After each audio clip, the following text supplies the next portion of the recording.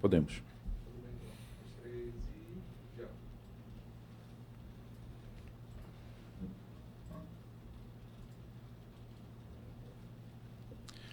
Saudação, nós estamos aqui de volta para conversar sobre política, sempre com uma personalidade importante.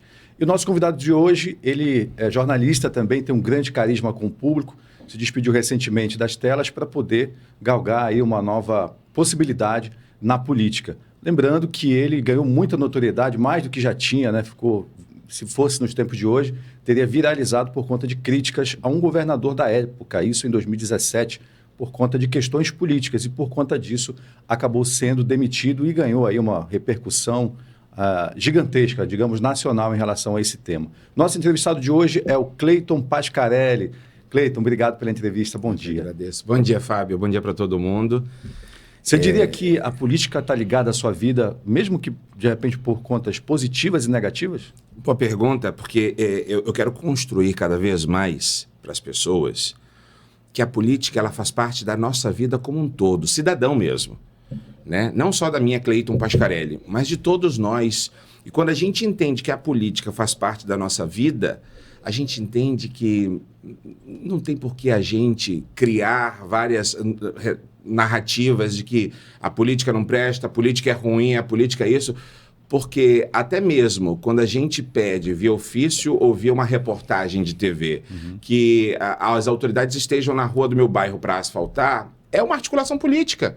Verdade, né? A gente não dá o conceito de política porque a gente acha que é só o parlamento ou o executivo ou talvez uma articulação com o judiciário. Mas a nossa vida é feita de política. Se a gente for procurar na história, a nossa vida depende de política. Você, quando articula com um parlamentar para você noticiar, você está fazendo política. Né? Verdade, está tudo ligado. Então, está tudo ligado. A nossa vida como um todo, do cidadão, é feita com política. Em casa, você argumentando hoje com o seu filho, porque hoje não tem mais aquela questão só de olhar, né? Que a gente foi educado assim. Hoje em dia, a gente talvez viva a era da argumentação. Então, você chegar para o seu filho e dizer para ele que ele não pode fazer, no mínimo ele vai dizer, mas por quê? Então, você precisa argumentar o porquê que ele não pode meter o dedo na tomada. Correto? Com certeza. Isso também é uma articulação política. A gente precisa entender isso. Mas o que te motivou, Cleiton, nesse momento a tomar essa decisão? Eu acredito que aí sim a vida veio me preparando para chegar a isso. Tanto é que eu nunca procurei. Agora foi a política que me procurou. As demissões de emissoras que aconteceram, que hoje muita gente usa como pecha, mas para mim isso amadureceu pra caramba, você não tem noção. Sim, você cresce, né? Cresce demais. Tanto pelo viés profissional, quanto pela perspectiva pessoal. Como ser humano, você passa a pensar assim, cara, por quê? Você dedicou a tua vida inteira, né? Ou pelo menos aqueles bons anos, a uma determinada empresa que, na primeira oportunidade, se livra de você, você passa a perceber que você é um produto de mercado também. Correto? Correto. Você é um produto de mercado. O nosso nome é a nossa marca. E é a única coisa que a gente tem.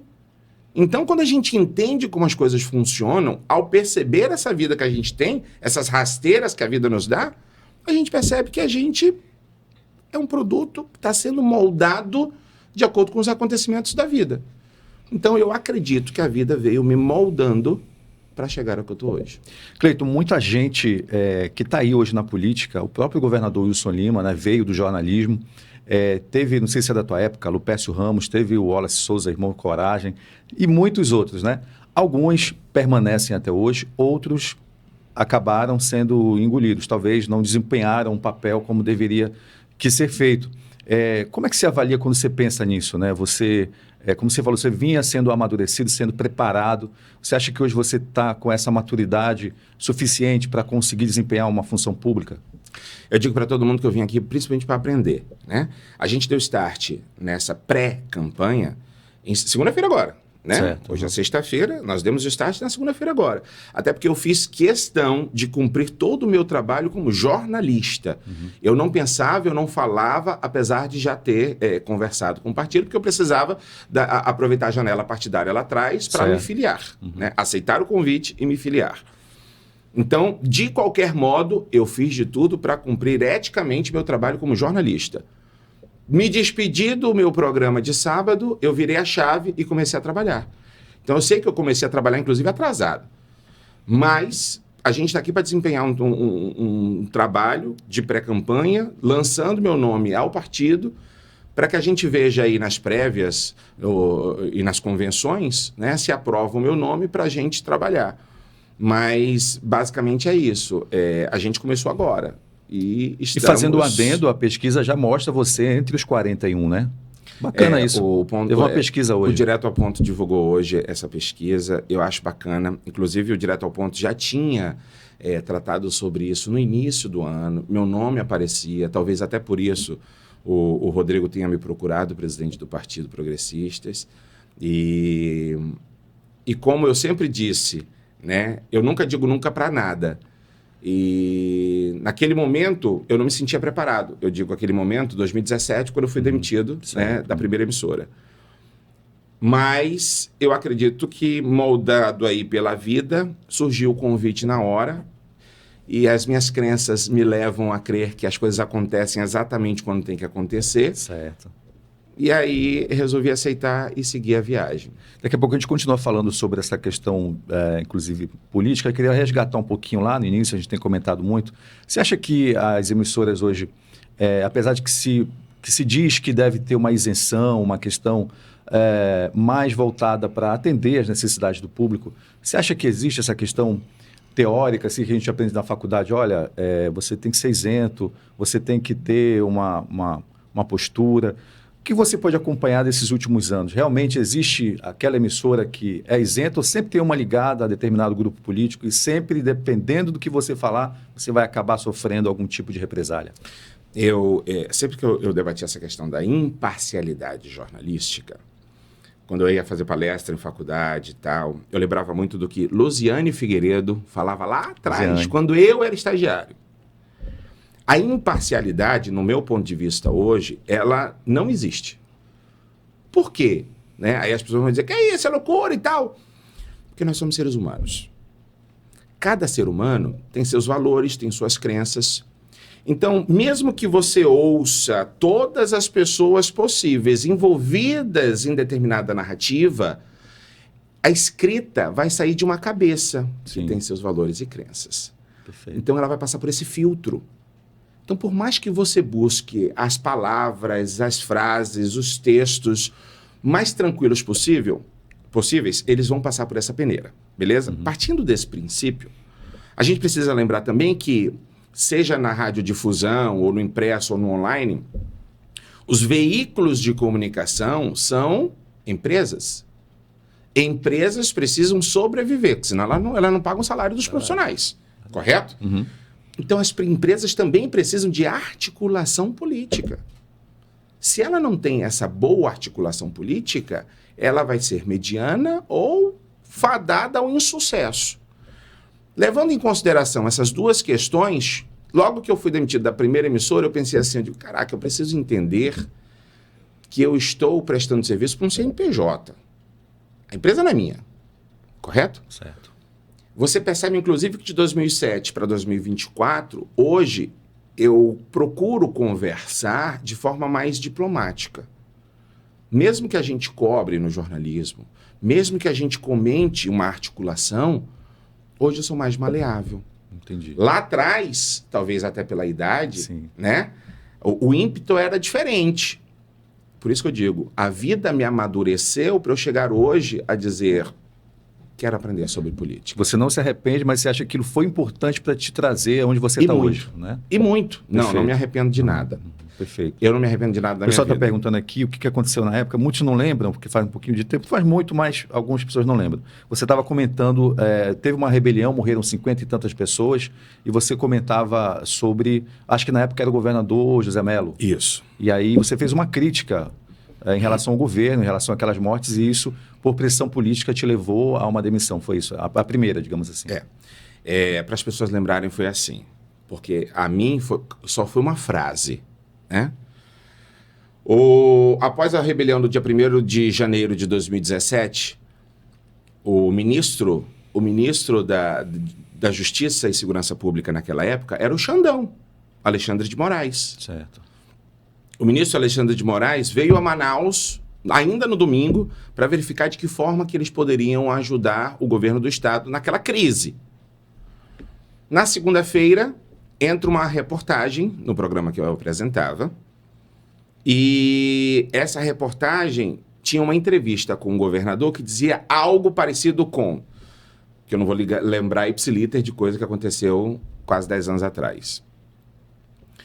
E nós estamos avaliando várias questões que os presos levantaram para a gente melhorar o sistema. Estamos analisando até um pacote de bondades que a SEAP vai verificar.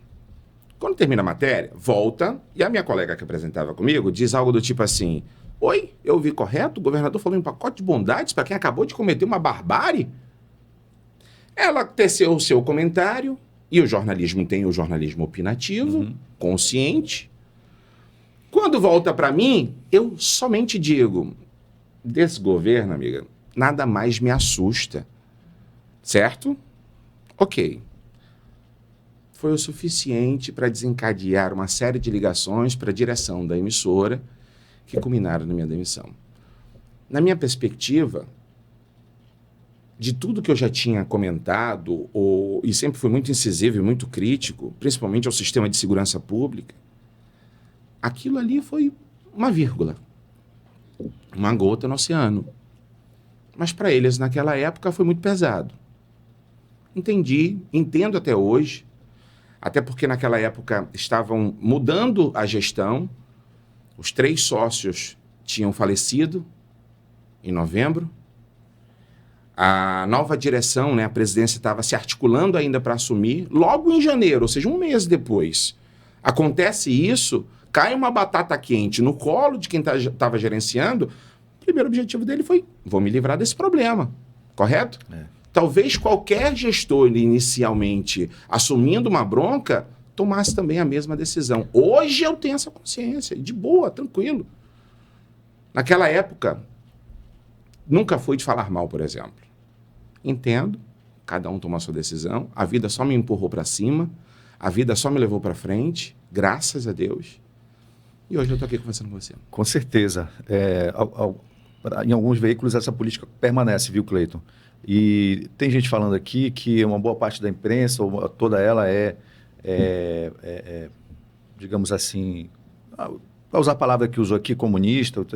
Você está enveredando pelo partido que é de centro-direita, né? Então tem um pensamento diferenciado que está aí. Então, Leandro, não é verdade que você está comentando aí sobre os colegas da imprensa. O Cleiton tem o que te levou a esse pensamento de centro-direita, Cleiton? Porque o PP tem, né, o Partido Progressistas. Vamos lá. Eu sempre, como eu falei para vocês agora, hoje eu tenho um debate, um discurso mais mediador. Correto? Segundo, centro para mim é você buscar ouvir todas as partes possíveis, ou digamos, os extremos, e buscar um denominador comum que seja o melhor possível para quem é mais afetado, que é a população. Então, analisando tudo isso, e com o convite partindo do Partido Progressistas, eu vi que não tinha dificuldade de eu agregar a isso. Perfeito. O que eu conversei com o Rodrigo? Eu digo: Rodrigo, eu tenho meus valores pessoais, que na maioria das vezes pensa no que é coletivo. O que é melhor, né, para aquela comunidade? O que é melhor para a maioria da população? É essa decisão ou é essa decisão? Então, se eu não tiver nada que interfira nos meus valores pessoais, e eu vou debater isso, inclusive, no âmbito do partido, né, vamos trabalhar de boa. O próprio mecanismo do sistema político, ele abre margem até para decisões que não são favoráveis ao indivíduo. Existem as abstenções, existem as próprias argumentações com o partido, e existem, sinceramente, as articulações que o partido apoia de um lado, para que lá na frente se consiga uma movimentação melhor para a população. Ou a gente entenda, de repente, que o tempo ali determinado, seja qual for o debate, a gente possa avaliar o que é melhor. Por que eu digo tudo isso? Porque Porque tudo depende de cada caso. É cada projeto de lei, é cada pedido de empréstimo, é cada pedido de impeachment, enfim, é cada situação. Eu não tenho como avaliar hoje, eu digo, não, sou completamente favorável a isso, ou sou completamente contrário a isso. Tudo depende do debate que a gente vai ter. E o nosso papel entre 41 pessoas é debater, em maioria, o que é melhor para a população.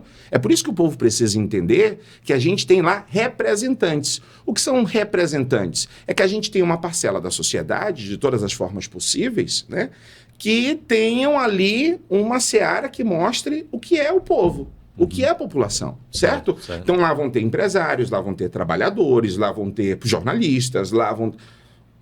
Se a gente perceber que representação é isso, a gente entende como funciona o parlamento. Cleiton, nessa legislatura que está chegando ao fim, teve muitas discussões polêmicas, inclusive teve questão do cotão, aquela cota para exercício parlamentar, né, que aumentou o valor, aí chegaram uma época a Justiça mandou baixar, então tem uma série de situações que eu queria saber a tua opinião, o que você acha, é importante ter essa cota para atividade parlamentar, o que você fará com ela, como é que você imagina, tem também as emendas, que é um outro processo, mas também é um recurso que o parlamentar pode utilizar para melhorias da sociedade, como é que você avalia essas situações caso você chegue ao parlamento? Como eu falei na nossa conversa prévia e falei ontem à noite conversando com o pessoal ali da colônia Santo Antônio, primeiro eu preciso ouvir as pessoas. Como eu disse, hoje é o 5º dia de início de uma pré-campanha. Certo. Segundo, eu sou honesto ao ponto de dizer que eu vim para aprender, certo? Terceiro, eu preciso entender como funciona toda essa movimentação. Porque logo que me convidaram, me disseram assim, olha, o salário de um vereador é R$18 mil. Eu disse, ok. Eu aqui como jornalista ganho muito mais do que isso. Sim. Certo? Certo. Você entende. Uhum. Aí o pessoal diz bem assim, não, porque jornalista ganha pouco, tá indo para lá só para mamata. Não. Eu estou indo pelo chamado, que eu entendo, para trabalhar mais ainda em função das pessoas. Você, como jornalista, que foi grande apresentador de grandes veículos, certo? Que tinha grande audiência, entende a função que o jornalista tem hoje. Não fosse o jornalismo brasileiro hoje, a ditadura tinha sido pior do que foi. Não fosse o jornalismo brasileiro hoje, casos de corrupção que aconteceram no Brasil tinham sido piores do que foram. Sabe? Então a gente precisa analisar que o jornalismo ele tem uma peça fundamental na vida da sociedade. E se eu falo da sociedade, eu falo das pessoas, eu falo da população, eu falo do povo. Então, o meu entendimento de chamado, por que eu digo chamado? Porque eu sempre disse, não vou entrar agora, não é comigo agora, não é, e eu nunca disse nunca, era esperando a oportunidade de um convite. De um convite. Porque, para mim, um convite é talvez ali a abertura de uma porta para que eu entrasse nesse novo desafio. Então, quando as pessoas perguntam, para não acharem que eu estou com um discurso igual de políticos que são sim. Vagos, o meu objetivo é aprender cada vez mais. Mas sobre o cotão, o que você acha? Eu tenho aprendido, de segunda-feira para cá, por exemplo, que a gente, ao montar uma estrutura de trabalho, a gente depende dessas pessoas que estão na comunidade. Certo? Essas pessoas podem virar funcionários de gabinete. Correto? Essas pessoas que estão na comunidade e que nos mostram onde estão os problemas, que nos levam para a realidade, essas pessoas têm que ter um sistema de trabalho. Correto? Certo. Então, a partir desse sistema de trabalho é que surgem esses vários recursos que os parlamentares têm. E isso acontece na Câmara Municipal, na Câmara Federal, no Senado, na Assembleia. Porque sem ouvir o povo, a gente não trabalha. Certo? Certo. Então, é dever do parlamento estar do lado das pessoas. É dever do executivo direcionar os recursos que ele tem para trabalhar da melhor forma possível para facilitar a vida das pessoas. O direito de ir e vir, a saúde, a educação e tudo mais. E o nosso dever como parlamentar, além de estar ali subsidiando através de projetos de lei, ou emendas parlamentares, ou os recursos de trabalho, o nosso dever também é fiscalizar o que está sendo aplicado. Perfeitamente. Então, com base em tudo isso que eu venho aprendendo sobre a política partidária, é importantíssimo ter recursos. Agora, sobre valores... Cleito, mas eles aumentaram 30% de um ano para o outro. Mas hoje é um valor X. Mas não sei o quê. Sinceramente, eu preciso entender como funciona tudo isso. E talvez daqui a um mês, se a gente voltar a conversar, eu te explique melhor o que vai ser feito e qual é o entendimento. Perfeito. Cleiton, tem também algumas situações em relação à cidade. Você que já andou por aí por muito tempo, muitos anos, tem uma noção dos principais problemas da cidade. O que você identifica hoje que deve receber tua atenção caso seja eleito? Nós temos uma plataforma hoje, né, que a gente está preparando, e por isso eu preciso ouvir as pessoas, por isso eu comecei ontem a visitar comunidades, a visitar bairros que estão nos convidando através das redes sociais.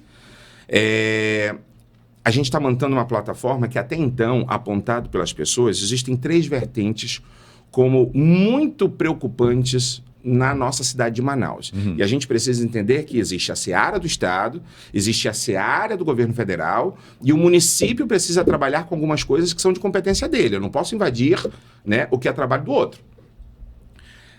Fome, saúde, segurança. Quando a gente fala, por exemplo, de segurança pública, todo mundo sabe dizer que está na Constituição Federal que a segurança é dever do Estado, mas ela é responsabilidade de todos nós. E a própria legislação abre para o município fortalecer cada vez mais o trabalho, por exemplo, da Guarda Municipal. Se a Guarda Municipal, e eu não estou dizendo que ela não tem uma função, né, hoje atuante, mas se a Guarda Municipal fosse hoje, como deveria ter sido desde que em 2006 o Serafim, quando foi prefeito, começou a maquinar a guarda. Eles tinham rádio de comunicação, tinham bases, tinham viaturas. Se de 2006 para cá, estamos falando de quase 20 anos, são 18 anos, todos tivessem injetado recursos e trabalhado a Guarda Municipal, hoje ela talvez fosse outra. Verdade. Hoje ela talvez fosse outra. Hoje, praticamente, a Guarda Municipal trabalha com 400 guardas. 400. Verdade. E não são todos... nem todos podem manusear arma, né? Apenas 100, se eu não me engano. Até onde a gente sabe, 200 foram aprovados para fazer o curso de formação. Né?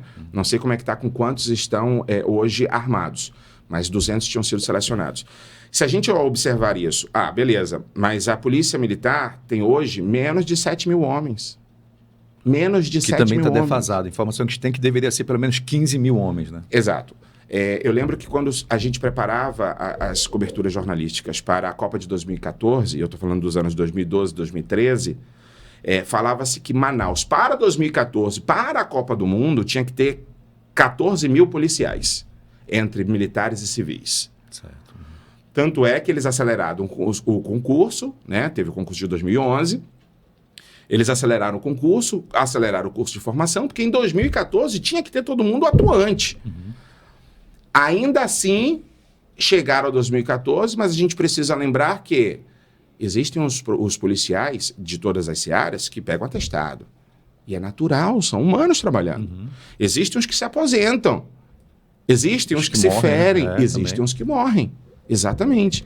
Então, ano a ano, existe uma defasagem. Exatamente. Então, na Guarda Municipal não é diferente. Então, a gente precisa fortalecer. Saúde, a gente precisa fazer chegar cada vez mais próximo das pessoas. A maior reclamação que eu recebi ontem, por exemplo, no Colônia Santo Antônio, é que com a unidade de saúde desativada por conta da reformulação do sistema, ou eles têm que procurar o Novo Israel, ou eles têm que procurar ali o Manoa. O Manoa. Tem que procurar o Manoa. Só que é distante.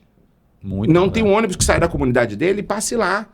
Ou seja, ou ele vai andando, ou ele tem que gastar dinheiro com um motorista de aplicativo ou táxi. Certo? Então a gente precisa verificar de que forma que a gente vai viabilizar uma chegada mais próxima dessas pessoas. Exemplo, hoje a gente tem na cidade carretas que levam atendimento médico para essas pessoas mais próximas. Mas elas não conseguem se difundir em toda a cidade, porque nós estamos numa metrópole. Hoje é uma metrópole da região norte do país. Então, por que eu não posso ter, por exemplo, uma carreta por zona? Hoje são 6 zonas, correto? Sim. Uma carreta de cada opção, né? Porque existe a da mulher, existe a odontológica, existe, por exemplo, a de serviços de imagem. Então, se eu tivesse uma por cada zona, eu consigo dividir entre os bairros daquela zona, aproxima muito mais. Verdade. E vai progredindo, e vai crescendo. Então, são bases que a gente ouve as pessoas e com o setor jurídico, a gente administra para ver de que forma que isso pode se transformar em projeto de lei. Verdade. Ou uma emenda, né? Para que fortaleça o que já existe. A gente precisa pensar também no que já existe. O grande problema, no meu entendimento da política, é que todo mundo vende o que pode ser novo. Mas e como é que eu fortaleço o que já está funcionando? Volto a dizer, a Guarda Municipal, se ela tivesse sido fortalecida de 2006 para cá, hoje ela seria outra. Mas ela existe, ela tem um lapso temporal ali entre 2008 e 2020 e pouco agora, 22, 23, que é muito grande.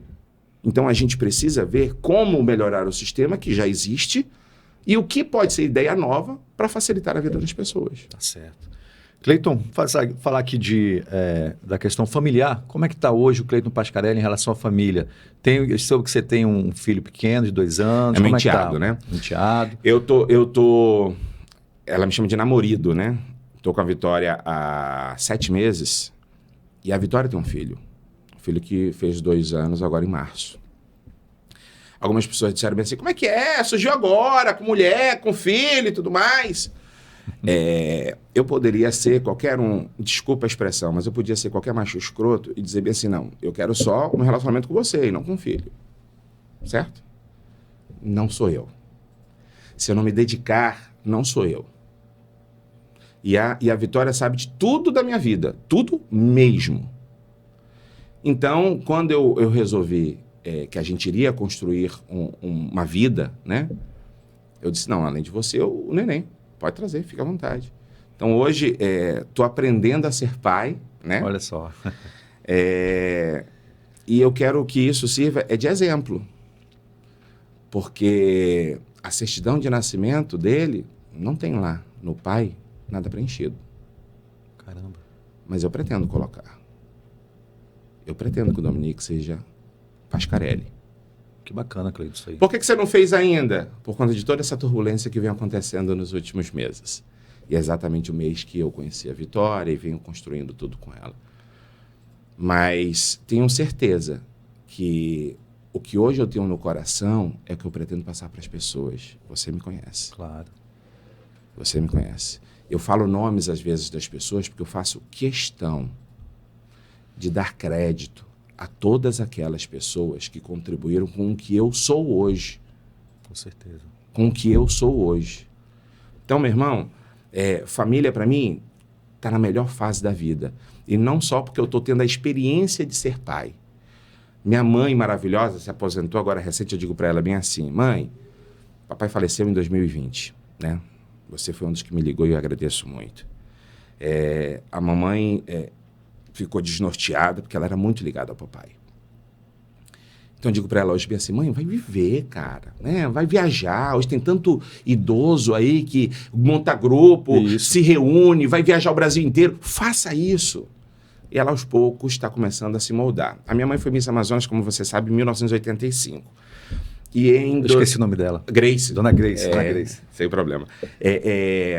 E aí teve um ano que eu fui jurado do Miss Amazonas aqui, que o Lúcio Gonçalves era o coordenador, e ele sempre me chamava para ser jurado, porque sabia da história da minha mãe. Uhum. E aí levei minha mãe comigo. Mãe, vamos lá. Foi até aquele ano que a X-Line, eu acho, arranca eu lembro. A coroa da Miss. Confusão ali. Exato. Naquele ano eu era um dos jurados, naquele ano eu estava lá e levei minha mãe. E a minha mãe... reconheceu, lembrou da Márcia Gabriele, que tinha sido a Miss em 85, Miss Brasil. E a Márcia Gabriele disse para ela assim, Grace, que bom te encontrar. Nós temos um grupo de todas as Misses de 85. Quer entrar? Caramba. No grupo de WhatsApp? Aí disse, quero. Então, desde aquele ano, que eu não me recordo agora aqui, ela faz parte desse grupo e todo ano ela se encontra na cidade de Uma. Então ela já conheceu os Lençóis Maranhenses, porque a Miss de lá foi apresentar para todo mundo. Ela já foi a São Paulo, inclusive elas fizeram a visita no SBT, porque na época que ela foi Miss, era o SBT que transmitia. Que legal, né? Olha só que coisa interessante. Eu hoje estou numa afiliada da casa que a minha mãe fez sucesso em 85. Eu tenho inclusive vídeos do Silvio Santos apresentando com vocês, a Miss Amazonas, Grace Mar Alves, porque naquela época ela tinha o nome de solteira. Sim. Então, cara, enfim, estamos numa fase maravilhosa. Minhas irmãs, uma irmã é casada, a outra agora está virando, inclusive, blogueira. Enfim. São gêmeas, inclusive. São gêmeas, exatamente. Eu sou do tipo de incentivar as pessoas ao máximo possível para serem felizes. Claro. E eu levo isso para minha família, para minha casa. Agora, eu quero ver de que forma, ainda mais, porque no jornalismo eu sei que a gente tem um papel de buscar fazer as pessoas felizes, buscar minimizar as dores das pessoas, na política, com talvez, não queria usar esse termo, mas talvez com o poder da canetada, né? De articular, de chegar e dizer bem assim, poxa, vereadores, mas vamos nos unir aqui em prol de uma causa, né? Vamos nos unir aqui, por exemplo, em prol da causa dos TDAHs. Eu sou TDAH, descobri isso recentemente. TDAH, a causa dos autistas, a causa das mulheres, a causa da saúde. A gente pode, através de uma articulação, né, unir o parlamento em prol disso. Ou, de quem sabe, articular e dizer bem assim, pô, prefeito, por favor. Só que num patamar diferente de discussão, né? Sim. É diferente de um jornalista chegar e pedir, um vereador chegar e pedir, ou articular, ou através do seu partido, porque existem mecanismos constitucionais para que você consiga caminhar com algo. Volto a dizer, sou pré-candidato, estou à disposição do meu partido. Conversei com o Rodrigo Sá semana passada e a expectativa é muito boa. Mas depende do partido, depende do PP. Vamos ver aí como vão ser as convenções em agosto, que vão até o dia 5, né? Certo. E os maiores partidos sempre deixam para o final. A gente ainda não tem uma data, mas vamos anunciar. Com certeza. Cleiton, a gente está caminhando para o final, mas eu quero aqui agradecer a sua participação. Acho que é um dos primeiros programas que te entrevista depois dessa sua nova fase, da sua pretensão. A gente espera que você tenha êxito, porque a gente sabe da sua vida, da sua realidade, do seu caminho, e a gente deseja que você tenha um pleno êxito onde quer que você esteja. Obrigado, Fábio. Obrigado para quem estava aqui. Eu convido, inclusive, as pessoas sempre a me acompanharem nas redes sociais. Até mesmo, eu estava conversando com a equipe diz bem assim, não, vamos falar dos pontos positivos. Eu digo, não, eu quero falar até dos pontos negativos. Porque tem muita gente que aparece, por exemplo, para tirar chacota com várias coisas da vida. Verdade. Não tenho problema em responder nada, eu não tenho problema de conversar com ninguém, eu não tenho problema de nada. Porque eu tenho ficha limpa, eu tenho uma história para contar, eu tenho a minha vida para mostrar, eu sou transparente, minha vida é um livro aberto. Do que as pessoas quiserem conversar, eu estou aqui para conversar. Porque, por exemplo, algumas pessoas querem criar factoides ou criar mensagens de duplo sentido para sacanear a minha sexualidade. Certo? Amigo, querem conversar? Chega comigo e conversa, eu não tenho problema nenhum. E eu vou rodar essa Manaus inteira de cabo a rabo. E eu espero que o partido possa contar comigo e a gente caminhar aí de pré para uma campanha. Com certeza, Cleiton. Desejo sucesso para você. Um abraço para a dona Grace, para toda a tua família. Pode deixar. E seja feliz aí nessa nova caminhada, tá bom? Sim, senhor. Obrigado, Cleiton Pascarelli. Então, a gente finalizando essa entrevista aqui, esse bate-papo gostoso com o Cleiton Pascarelli. Espero que você tenha curtido e continue seguindo as nossas mídias sociais. Até a próxima sexta-feira, se Deus quiser. Até lá.